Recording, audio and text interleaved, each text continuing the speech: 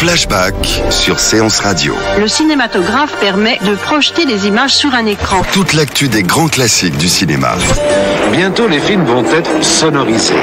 Flashback avec Antoine Cyr et Antoine Julien. Je ne sais pas si vous vous rendez compte de l'aspect grandiose du mélange. Our first full-length motion picture feature in color opens a whole new world of thrill. Flashback sur Séance Radio. Ça, c'est le cinéma. Ce mois-ci dans Flashback, nous avons le privilège de recevoir Patrick Brion à l'occasion de la parution des 40 ans du cinéma de minuit. Depuis plus de 40 ans, Patrick Brion présente le cinéma de minuit le dimanche sur France 3. 2000 films, connus ou méconnus, chefs-d'œuvre et perles rares, ont accompagné et accompagnent encore des générations de cinéphiles, bercés par l'inoubliable générique signé Gérard Marinelli sur la musique de Francis Lay. Il fallait bien un livre pour retracer cette formidable épopée cinéphilique et c'est chose faite avec l'apparition aux éditions Télémac des 40 ans du cinéma de minuit. Un ouvrage d'une très grande richesse, thématique et iconographique, composé de plus de 2300 photos et documents. Patrick Brion, bonjour. Bonjour. Merci encore une fois infiniment d'être avec nous dans Flashback. Je rappelle également que vous êtes l'auteur de nombreux livres sur le cinéma, dont une récente encyclopédie du western. Alors, à l'époque où vous lancez le cinéma de minuit, en mars 1976, c'est une époque qu'on a peut-être un peu oubliée, mais comment s'organisait la diffusion des films à la télévision ? À ce moment-là, l'ORTF venait d'éclater à la suite de la loi malheureuse de 1974. Donc, il y avait une case de ciné-club qui était celle dont s'occupait mon ami Claude Jean-Philippe sur France 2, donc sur la deuxième chaîne. France 3 était considérée comme la chaîne du cinéma, c'est les vœux du législateur. Il y avait 4 films dans cette expression horrible qu'on appelle le prime time, c'est-à-dire à 20h30. Mais à 20h30, il était hors de question de passer des films en noir et blanc difficiles, de passer des films en VO et de passer des films muets. Donc manifestement, il nous manquait une case de diffusion. On avait une force de frappe très importante avec les 4 films de 20h30, mais il manquait la possibilité de passer l'Aurore ou M. le Maudit. Bon. Donc nous avons demandé au gouvernement, puisqu'il fallait négocier, l'autorisation d'avoir une 5e case. Ils nous ont dit de nous débrouiller très courageusement avec la profession cinématographique. Donc on a à ce moment-là vu les gens du BLIC, le bureau de liaison des industries cinématographiques, qui représentait toute l'industrie du cinéma en France, qui nous a dit, vous avez 4 cases, débrouillez-vous avec les 4 cases. Si vous voulez passer des films en version originale ou des films muets, utilisez une de ces 4 cases pour le faire. Ce qui était hors de question puisque c'était à 20h30. Et FR3, il ne faut pas oublier au début, c'était une chaîne difficile. Il fallait le sélecteur rotatif pour atteindre France 3. C'était pas comme aujourd'hui. Il n'y avait pas de télécommande à l'époque. Donc, il a fallu négocier, il a fallu faire du chantage, mais quand c'est pour de bonnes raisons, on a toujours le droit d'en faire, naturellement. Nous télédiffusions Le Masque et la Plume. Le Masque et la Plume, les gens du cinéma le toléraient à la radio. Tolère qu'on fasse des réserves sur un film. En revanche, l'idée de télédiffuser Le Masque et la Plume à la télévision, c'est-à-dire faire des réserves sur un film à la télévision qui, selon leurs propres termes, leur avait volé leurs spectateurs, était intolérable. Donc on a eu une réunion avec le BLIC, on leur a dit vous n'aimez pas la télédiffusion du Masque et la Plume ? Ah non, on s'en dit pas du tout, il faut que vous l'arrêtiez. Elle a dit, ça tombe bien, on est prêt à l'arrêter si on peut enfin avoir une case à 22h30, rassurez-vous, pas au prime time, à 22h30, où nous pourrons passer des films plus difficiles. Et c'est pour ça que nous avons commencé par un cycle consacré à Greta Garbo, dont les 5 premiers films étaient des films muets, ce qui permettait de ne pas provoquer l'ire de la profession. Alors, le livre tiré de ces 40 ans de cinéma de minuit, c'est un livre extraordinaire parce que c'est une encyclopédie du cinéma, finalement. C'est une encyclopédie très particulière parce qu'elle retrace aussi 40 ans de vie, qui sont 40 ans de votre vie, pendant laquelle vous avez sélectionné ces films. Et puis alors quand même, ce qui frappe quand on feuillette les pages, c'est le fait qu'il y a des films qui ont franchement pas l'air faciles à trouver. Par exemple, vous avez The Strange Love of Molly Louvain de Michael Curtiz en 1932, même They Won't Forget de Mervyn LeRoy en 37, qui est le premier film où on voit apparaître Lana Turner.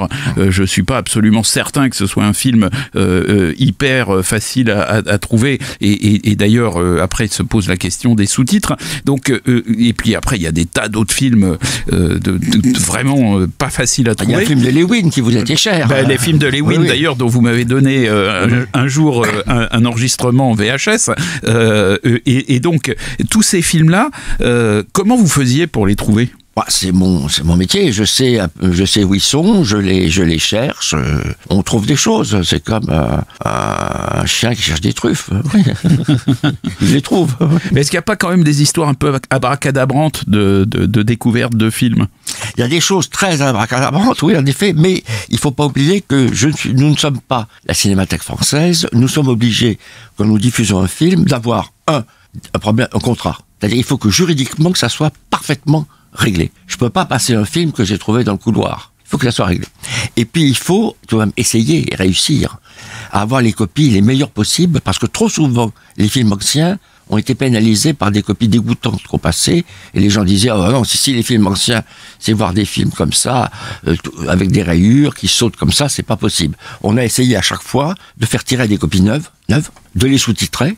Alors c'était souvent compliqué parce que les films dont vous venez de me parler, pas tous mais certains, c'était des films qui n'étaient jamais sortis en France. Ouais. Donc il fallait établir des sous-titres, forcer le distributeur à faire des sous-titres, mais ce sont des choses auxquelles on y arrive. Alors, ce qu'il faut, c'est être persévérant. Il faut se dire que le temps joue pour nous, parce que souvent il y a des films que j'attendais et le distributeur espérait que j'y renoncerais devant l'urgence. Mais il n'y a pas d'urgence, on attend le temps qu'il faut pour avoir un film. Et aujourd'hui, ça se passe de la même manière. Ça fait 40 ans que le cinéma de minuit existe. Les techniques ont un petit peu évolué. Est-ce que c'est finalement, vous êtes toujours un chercheur de truffes, comme vous venez de le dire, ou les choses ont un petit peu changé ? Non, ça n'a pas changé du tout. J'essaie toujours de trouver des truffes rares, pas n'importe quoi. Il ne s'agit pas de passer de n'importe quoi. Il faut bien choisir. Mais il y a toujours autant de difficultés parce que ça n'avance pas du tout. Le problème, le droit d'auteur est très très très compliqué aujourd'hui, de plus en plus compliqué. On a affaire à des petits cousins ou des petits neveux de gens qui n'ont souvent jamais connus, qui pensent que c'est le pactole qui arrive avec un film ancien, ce qui n'est pas vrai. Ce sont des films, le retour sur investissement est très très faible et qui exigent des fortunes, et à cause de qui on peut pas, au risque de ne plus du tout pouvoir passer le film, plus du tout le montrer, plus du tout le voir. Et ça, c'est très grave. Et il y a des distributeurs, des producteurs qui ont des problèmes d'argent. Si on n'achète pas le film, eh bien, ils laissent le négatif péricliter dans un laboratoire ou ailleurs. Le DVD, alors on a dit à un moment, en DVD, on verra tout. C'est pas vrai. On voit beaucoup de choses, mais on ne voit pas tout. C'est très frappant. Quand j'ai fait d'ailleurs le livre, quand j'ai écrit le livre, je me suis dit, c'est curieux qu'il y a quand même beaucoup de films qui ne sont non seulement jamais repassés ailleurs, mais qui ne sont pas sortis en DVD. Ça n'a même pas donné tellement l'idée à certains de les sortir. C'est dommage. On a un peu l'impression, mais là je vais être de mauvaise foi, de voir toujours les mêmes films, de voir en DVD ce qu'on voyait en VHS, et de voir aujourd'hui à la télévision ce qu'on a toujours vu. Vous savez ce que disait Godard, et Godard, Dieu sait qu'il a souvent raison. Il disait, plus il y a de chaînes aux États-Unis, moins il y a d'offres. C'est vrai en France. Et plus il y a de chaînes, moins on verra de films de Griffith. C'est absolument vrai. Il y a vraiment des films, c'est vrai que, moi je pense par exemple à Revoltoso, qui est un film extraordinaire, superbe. C'est un chef-d'œuvre absolu, superbe. Et c'est un chef-d'œuvre totalement introuvable. Il n'y a malheureusement pas de DVD, alors que la Fox peut parfaitement en éditer, au lieu d'éditer quelques bêtises qu'ils sortent, ils ont qu'à éditer celui-là. Par contre, si vous étiez devant votre télévision, je ne sais plus quel jour, mais on peut le retrouver grâce à votre livre. Ah oui, il est chronologique. Il est chronologique. Donc ça permet, si on se dit, mais quand est-ce que j'ai vu ce film, on le trouvera. On saura à quelle date. Voilà. Alors de temps en temps, il y a des films, moi je me suis amusé, parce qu'il y a certains films, je savais plus si je les avais vus chez vous quand j'étais adolescent, ou si je les avais vus chez Claude Jean-Philippe. Et là, alors il y en a, j'ai évidemment évidemment, tous les films de la MGM, etc., ça c'était chez vous. Mais alors par contre... La Grande Illusion, c'est plutôt chez lui. Oui, et je me suis aperçu que l'invasion des profanateurs de sépulture, c'était chez lui. Oui, absolument. Voilà.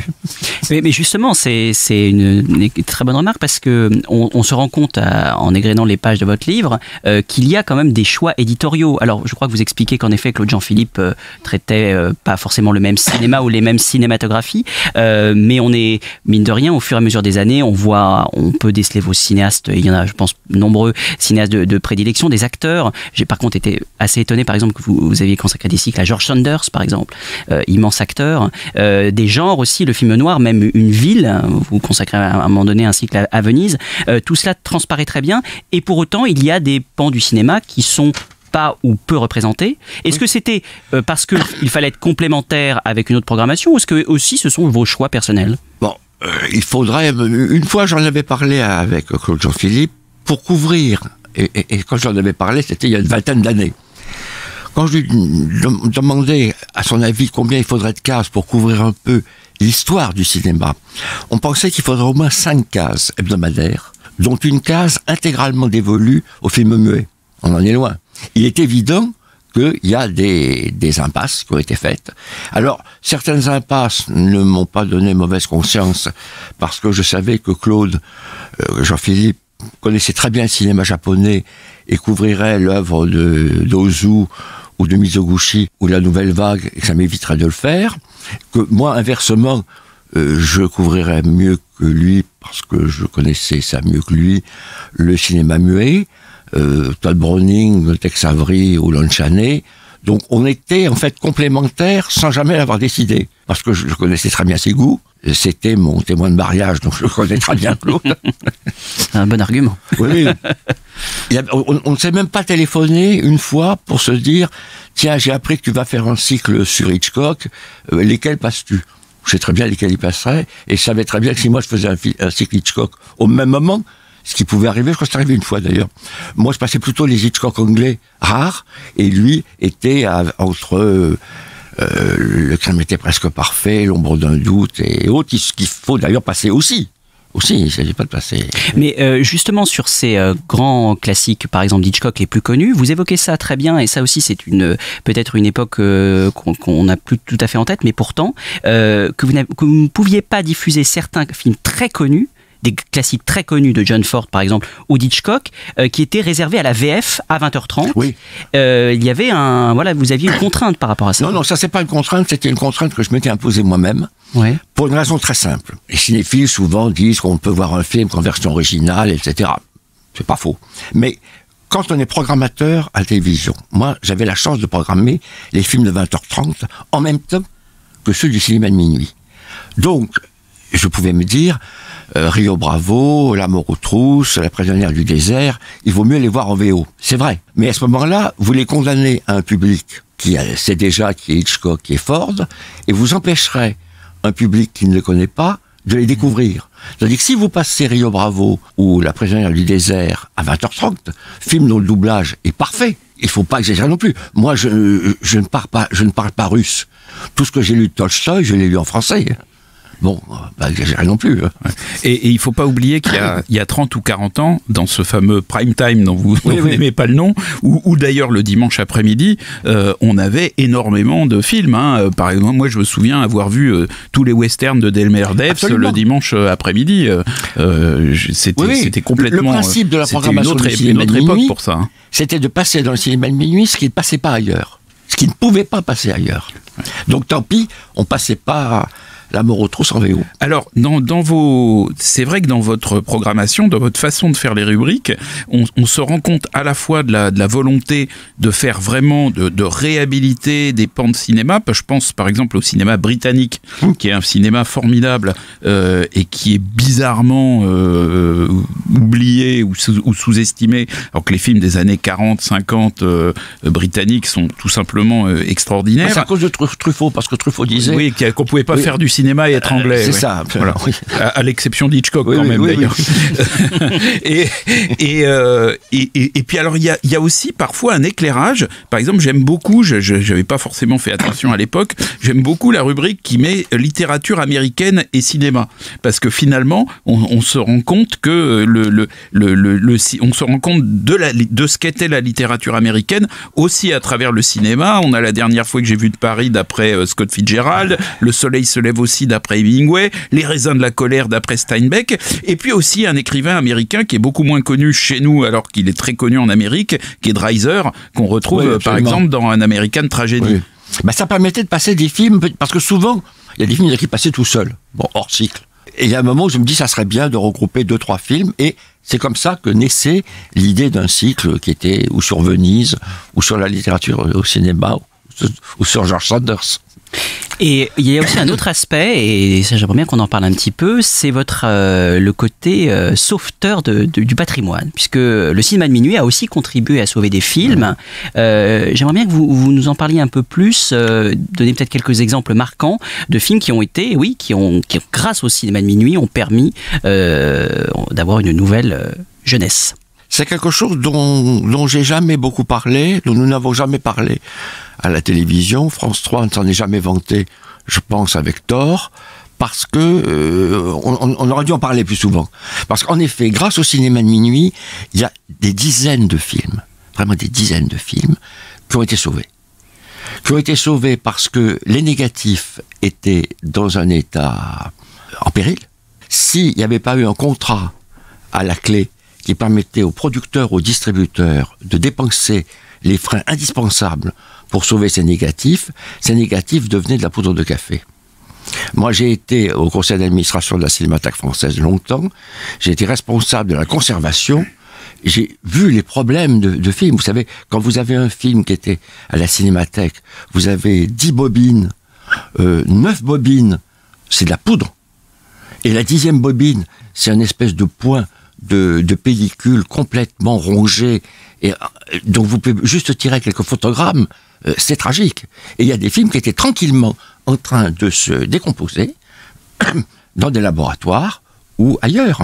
On a eu une chance d'ailleurs récemment, il y a 7-8 ans, j'ai vu arriver des films italiens, de Rostellini, choses comme ça, de Matarazzo, de Freda, qu'on ne nous proposait pas. Et je n'ai pas très bien compris d'où ils venaient. Alors je me suis renseigné, c'est un laboratoire qui en avait assez parce que les gens qui avaient déposé dans ce laboratoire les films n'étaient pas le laboratoire n'était pas payé. Les types avaient dû faire faillite, avaient déposé les films, avaient dit le film est là, tranquille.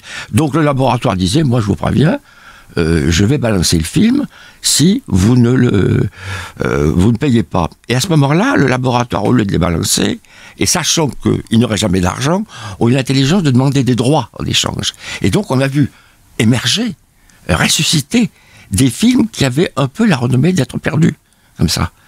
Il y a eu de grandes surprises. Moi, j'ai eu un autre exemple. Je me souviens, un soir, je sors du Grand Action qui est près de la rue Monge.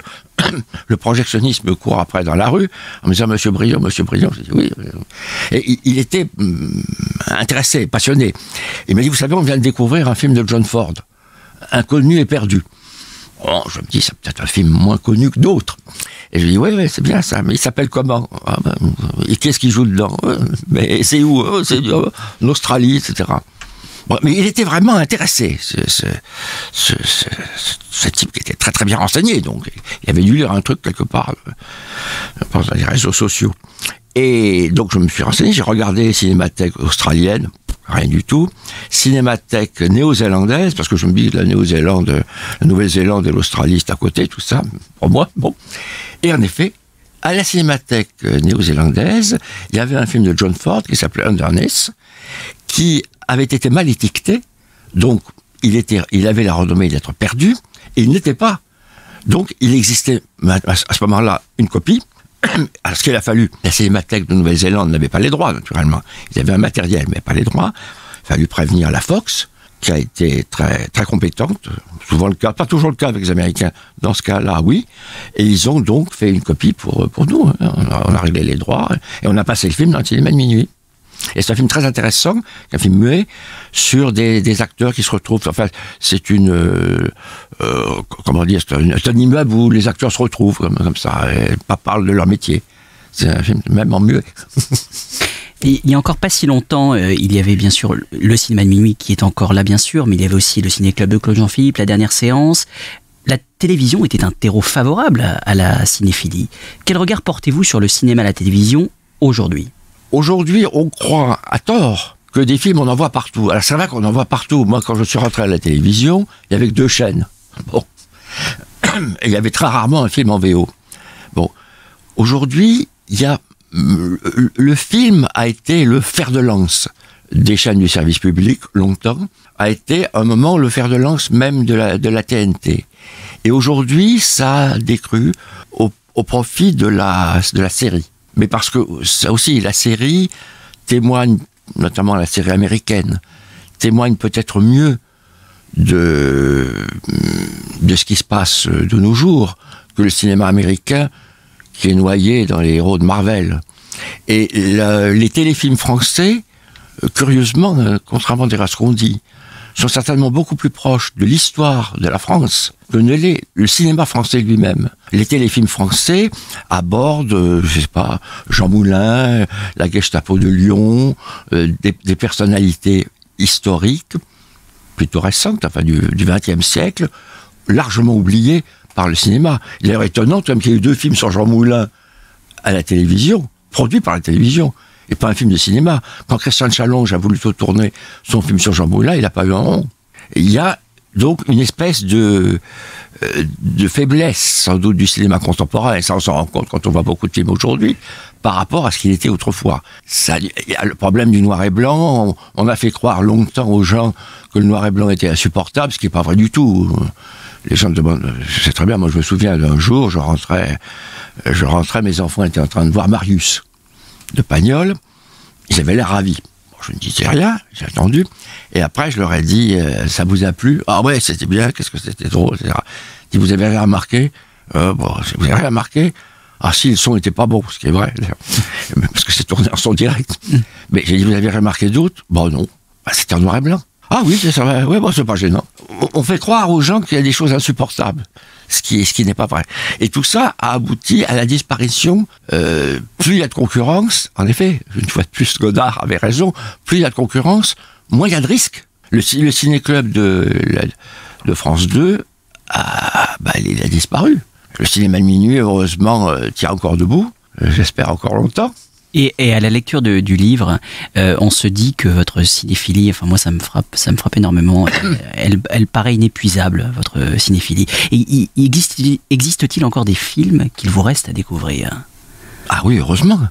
Toujours, encore aujourd'hui? Sans ça, je ne me lèverai pas. Oui, absolument. Je suis en train de... Des trésors cachés que vous n'avez pas encore... je suis en train de préparer pour le même éditeur, là, Télémac, l'équivalent de ce que j'avais fait pour le western, pour les films policiers. Et bien, donc j'ai réussi à trouver des films policiers américains, puisque là, le premier volume, en tout cas, sera sur le cinéma américain, des années 30 et des années 40, que je connaissais pas du tout. Du tout. Pourtant, c'est un genre que je connais pas mal. Et là, c'est des films que je ne connaissais pas du tout. Donc, j'étais très, très content.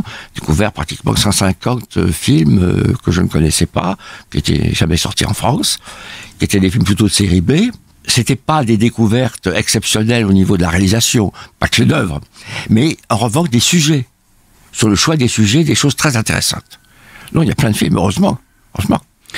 Eh bien, en tout cas, tellement de films déjà à découvrir ou redécouvrir grâce à ce livre, Patrick Brion. Merci beaucoup. Je rappelle la parution de Cinéma de minuit, 40 ans, 2000 films aux éditions Télémac. Flashback sur Séance Radio. Le cinématographe permet de projeter des images sur un écran. Toute l'actu des grands classiques du cinéma. Bientôt, les films vont être sonorisés. Flashback avec Antoine Cyr et Antoine Julien. Je ne sais pas si vous vous rendez compte de l'aspect grandiose du mélange.